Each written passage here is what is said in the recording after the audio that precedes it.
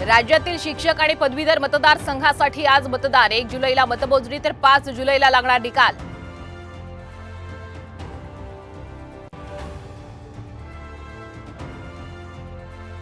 वर्षा निवासस्थानी मुख्यमंत्र्यांसह दोन्ही उपमुख्यमंत्र्यांची रात्री उशिरापर्यंत खलबतं। शिक्षक आणि पदवीधर निवडणुकीसंदर्भात आणि अधिवेशनाबाबत चर्चा झाल्याची माहिती।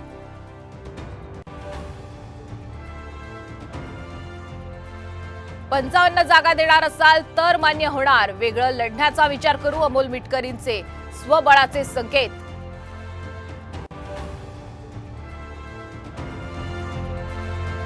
विधानसभेला 84 जागा मिळाव्यात, राज्यातील काँग्रेस नेत्यांनी हायकमांडकडे मागणी केल्याची माहिती। मग या नेत्यांशी चर्चा करून पुढील निर्णय घेणार।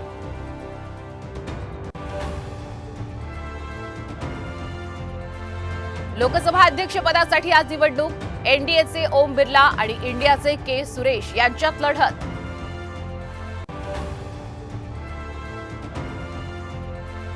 लोकसभेत नरेंद्र मोदी आणि राहुल गांधींमध्ये थेट सामना होणार। राहुल गांधींची लोकसभेचे विरोधी पक्षनेतेपदी नियुक्ती।